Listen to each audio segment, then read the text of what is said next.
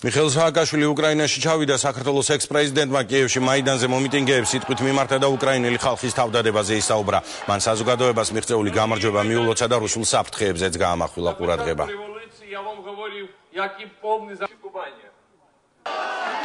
На карте світу სოფლიო რუკაზე არის ქვეყანა, რომელმაც შეძლო კორუფციის დამარცხება. არის ასეთი ქვეყანა, სადაც პოლიცია ქთამს არ იღებს.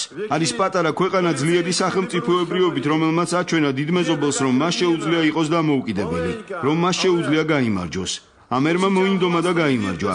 ისინი ჩვენს გვეხმარებოდნენ ბრძოლაში. ახლა კი მიკროფონთან მიხეილ სააკაშვილს ვთხოვ. Вони можуть бути незалежні.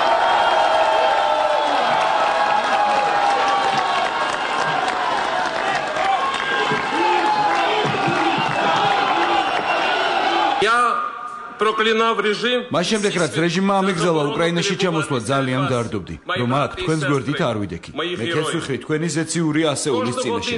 ჩვენი ვალია მათ წინაშე, რომ ყოველდღე სულ უფრო და უფრო უკეთესები გავხდეთ. ჩემი პარტიის წევრს, ახალგაზრდა კაცს დათოყიფიან ცოტა ხნის წინ ურჩევდნენ წასულიყო მაიდნიდან. მან უარი თქვა და უპასუხა, რომ მისი ქვეყნის საქართველოს ბედი ყველაზე მეტად დღეს მაიდანზე წყდებოდა. თქვენ დაამარცხეთ ის იმპერია, რომელსაც თავი დაუმარცხებელი ეგონა და შეძელით ის, რაც ვერ შეძლო ევროპამ და ამერიკამ. ახლა მთავარია პუტინმა არ მოგპაროთ თქვენი გამარჯვება. არ შეატრიოს ისევ თქვენი პოლიტიკოსები ბნელ ოთახში და არ მოისყიდოს ისინი თავისი მილიარდებით. ახლა შედეგები უნდა იყოს ბევრად მაგარი, ვიდრე 2004 წლის რევოლუციის შემდეგ. უნდა გატარდეს ისეთი ცვლილებები და რეფორმები, რომელსაც თქვენ იმსახურებთ. დღეს ევროპის გული ცემს არა ბრიუსელში ან ბერლინში, არამედ აქ კიევში და თქვენს ბედს წყვეტს არა მოსკოვი, არამედ თქვენ თვითონ. თქვენ ბევრჯერ გააოცეთ მსოფლიო ბოლო დღეებში და მოდით კიდევ ერთხელ საბოლოოდ გავაოცოთ იგი.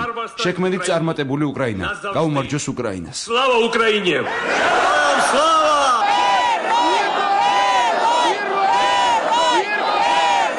Ваш президент на украинском языке говорит. Ჩვენი პრეზიდენტი უკეთ ლაპარაკობს უკრაინულ ენაზე, ვიდრე ჩვენი ყოფილი პრემიერი აზაროვი. ეს ასია. ასევე გეტყვით, რომ ჩვენ ბოლომდე ჯერ არ გაგვიმარჯვია, მაგრამ აუცილებლად გავიმარჯვებთ. თქვენ კი ძალიან დიდი მადლობა მხარდაჭერისთვის. И вам большое спасибо за поддержку. Хочу, чтобы все и ваши народы. მინდა რომ ყველამ თქვენმა ერთმაც და ჩვენმაც მშვიდობიან გარემოში იცხოვროს და არასოდეს დაიღაროს სისხლი, რადგან თქვენ გმირებსაც და ჩვენ გმირებსაც ეს უნდოდათ. მათ მშვიდობა აირჩიეს და მოგცეს შესაძლებლობა ვიცხოვროთ მშვიდობიან და მეგობრულ გარემოში. Дали нам возможность жить в мире. კიევში მიხეილ სააკაშვილი არაფორმალურ ვითარებაში ოპოზიციის ლიდერ ვიტალი კლიჩკოსაც შეხვდა. კლიჩკოსთან საუბრის შემდეგ კი უკვე მაიდანზე მომიტინგეებთან გავიდა და გაესაუბრა. ექს-პრეზიდენტმა უკრაინაში საპროტესტო აქციების დროს დაღუპულთა ხსოვნას მიაგო პატივი დახსოვნის კუთხესთან ყვავილებიც მიიტანა. მიხეილ სააკაშვილმა კომენტარი ქართული არხებისთვისაც გააკეთა. Грузинським героям так.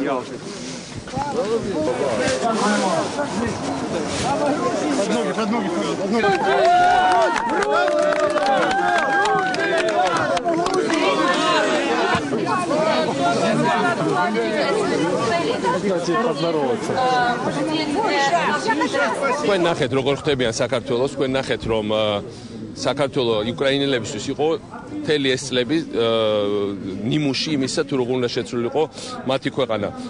ვარდების რევოლუცია იყო ნიმუში თავის დროზე უკრაინული რევოლუციის 2004 წელს. შემდეგ მთელი ეს წლები უკრაინელები იძახოდნენ რომ მოდით ვისწავლოთ საქართველოსთან როგორ უნდა შეცვლოს საზოგადოება, როგორ არ უნდა იყოს კორუფცია, როგორ არ უნდა იყვნენ ოლიგარქები. ახლა უკრაინა მოახდინა საოცარი გარღვევა. ეს არის საქართველოს წარმომავლობა. ეხლა დადგა დრო, როცა საქართველოს უნდა ისწავლოს უკრაინიდან. მთელი ეს წლები 10 წელი უკრაინა სწავლობდა ჩვენგან. ახლა ნახეთ იმეორებდნენ დღეს რომ ჩვენ სწავლობთ საქართველოსგან. ვიღებთ მაგალითს საქართველოსდან. დადგა დრო და დადგება დრო, როცა ეს ხალხი წავა ძალიან სწრაფად ევროპისკენ, ძალიან სწრაფად მოახდეს რეფორმირებას და საზოგადოების განვითარებას, რომ ჩვენც ბევრი რაღაცა სწავლა მოგვიხდება მათგან.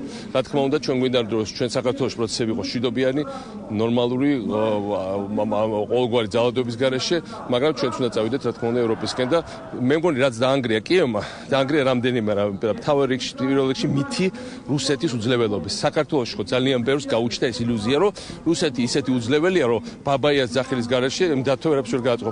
დაუძახეს ამათ ბაბაია, როგორ დაუდგენ დაცვს. რა თქმა უნდა რუსეთი იყო, რა თქმა უნდა რუსებმა გააკეთეს ეს ყველაფერი. რა თქმა უნდა, სოჩის შეხვედრის შემდეგ, რა თქმა უნდა, 2 მილიარდი დოლარი მიწეს 2 დღით ადრე იანუკოვიჩს რომ ეს გააკეთებია. და ხო ხედავთ, სად არის ახლა რუსეთი? სრულ გაურკვევლობაში, იმიტომ რომ სრული მარცხი მოვიდა უკრაინაში. და ეს არის ის, რასაც მე ყოველთვის ვამბობდი და ეხლაც ვამბობ.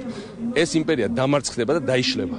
და ჩვენ უნდა მოვიყოთ გზად ამისი დაშლისთვის და არავითარ შემთხვევაში არ უნდა ჩავყვეთ მას საფლავში. და უკრაინელები ამაში ჩვენ გზას გაგვიკლევენ. აქამდე საქართველოს უკლევდა გზას უკრაინას, აწი უკვე უკრაინელები დაგვეხმარებიან ჩვენც ვიყოთ უფრო თავისუფლები.